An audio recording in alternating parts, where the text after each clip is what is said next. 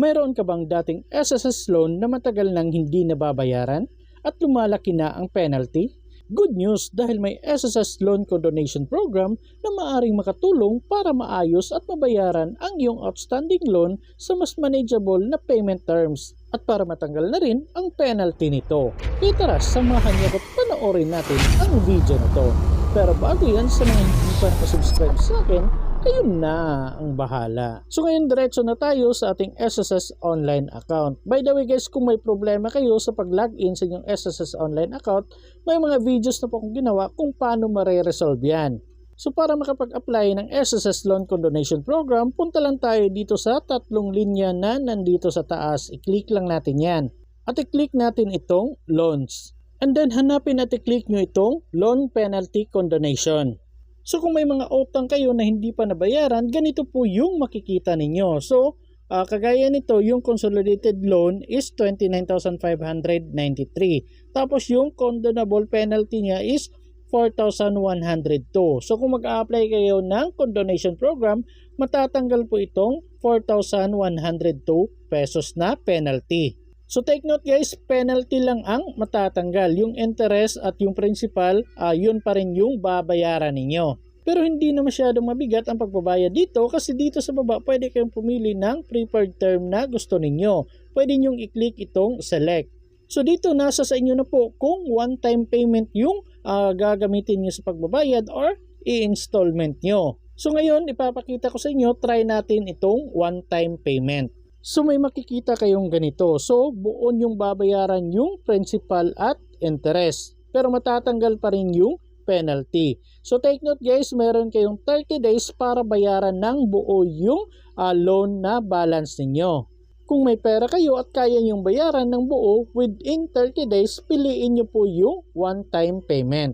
Pero kung hindi kaya, i-installment nyo na lang kasi may nakalagay na reminder dito. So kung mag-a-apply kayo dito, matatanggal yung penalty. Pero kapag hindi nabayaran ng buo, ang kailangang bayaran sa takdang panahon, magkakaroon ng default.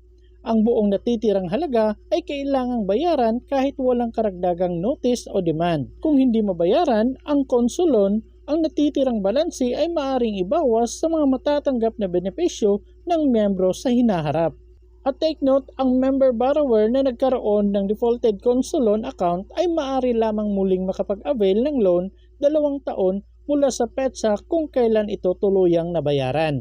At kapag daw naaprubahan na ang consul loan application, hindi na ito maaaring kansilahin, kaya mahalagang suriing mabuti ang iyong application at detalye bago ito isumite. Kaya sabi ko sa inyo, kung kaya nyo i-one-time payment, piliin nyo ang one-time payment. Pero kung hindi kaya, huwag nang ipilit, itry nyo na lang ang installment. So dito click natin itong preferred term. At pagkatapos try natin piliin ang installment. At may makikita tayong preferred down payment at preferred payment term. So unahin natin i-click itong select preferred down payment. So dito may option kayo 10%, 20%, 30%, 40%, 50%, 60% hanggang 90%. So for example, 10,000 yung loan ninyo, kung 10% yung pipiliin ninyo, so magda-down kayo ng 1,000 pesos. So depende na sa inyo yan kung magkano yung kaya ninyong i-down. Take note guys, babayaran nyo yung down payment na ito within 30 days. So mas malaki yung down payment, mas maliit na lang yung babayaran ninyo monthly. So sa akin, itatry ko ang 10%. At dito pumili naman tayo sa preferred payment term. So dito may option tayo 6 months, 12 months at 24 months. Pero itong 24 months guys, para lang ata ito sa may 24,000 pataas na balance. So nasa sa inyo na kung ilang buwan kaya ninyong bayaran yung balanse. So dito i-try natin ang 24 months. So may makikita tayong computation dito. 10% lang yung pinili nating down payment, kaya 2,900 yung babayaran nating down payment within 30 days. So ang magiging installment amount na lang natin ay 26,000 kasi 29 yan, binawasan ng down payment na 2,900 kaya 26,634 na lang. At babayaran natin yan within 24 months kaya yung monthly natin ay magiging 1,200 plus. At makikita nyo rin dito yung first amortization month, first amortization due date, last amortization due date, at yung condonable penalty. So make sure na kaya yung bayaran ito sa loob ng term na pinili ninyo.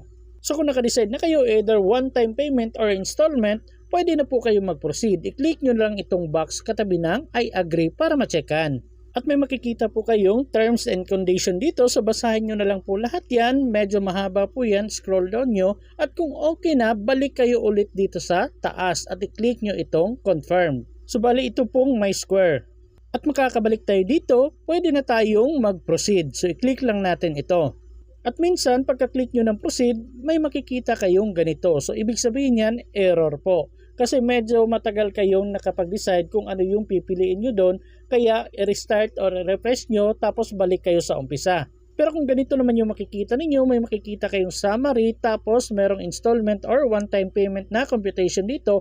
Ibig sabihin yan, pwede na po kayo mag-proceed. Scroll down nyo na lang po yan. At dito sa baba makikita nyo po yung details ng SSS account niyo tapos yung details of consolidated loan application. So i-check nyo na lang pong maigi tapos dito sa pinakababa may makikita kayong schedule of payment. So dito makikita nyo kung anong buwan kayo mag-umpisa sa pagbabayad, kung magkano yung ibabayad at kung hanggang anong buwan at taon kayo matatapos sa pagbabayad. At dito sa pinakababa may makikita kayo mga kondisyon. So magiging default daw yung application ninyo kung hindi nabayaran ng buo ang napagkasunduang one-time payment or down payment sa loob ng aprobadong panahon. Hindi pagbabayad ng obligasyon na katumbas ng higit sa 6 na buwan na naipong monthly amortization. Hindi mabayaran ng buo ang aprobadong installment plan sa loob ng takdang panahon. At kapag late daw ang monthly amortization, may penalty na 1% bawat buwan pagkatapos ng due date hanggang sa ito ay tuluyang mabayaran. Kaya uulitin ko sa inyo, dapat kaya nyo talagang bayaran yung pinili ninyong term. By the way guys, pwede nyo screenshot itong disclosure statement ninyo para may kopya kayo. At kung okay na, pwede nyo na pong i-click itong submit. At kung okay na, may makikita kayong ganito. Successful na daw yung pag-submit ninyo ng console loan. Tapos may makikita kayong loan account reference number dito. So screenshot nyo po ito guys. Tapos dito sa pangalawa, yung PRN. So ito po yung importante kasi ito po yung ilalagay ninyo once magbabayad kayo. Tapos nandito yung amount at nandito rin yung date kung kailan kayo magbabayad bago matapos ang petsang ito. At kung active pa yung email address niyo, may marireceive din kayong email about sa condonation application ninyo. So makikita nyo pa rin doon yung reference number, yung PRN number at yung amount na babayaran ninyo at kung kailan yung monthly due date at first monthly amortization ninyo. Make sure po na on time kayo sa pagbabayad para hindi po kayo magkaroon ng 1% penalty buwan-buwan. At ang pinaka-worst pa dito ay makancel yung condonation application ninyo. So, babalik ulit yung penalty na kinaltas na sa inyo.